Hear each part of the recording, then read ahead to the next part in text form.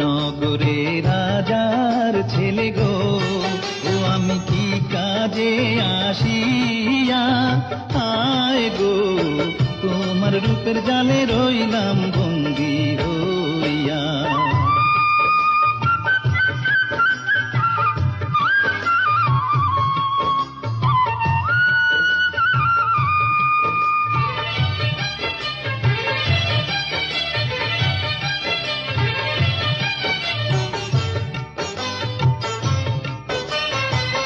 তুমি যদি থাকো রাজি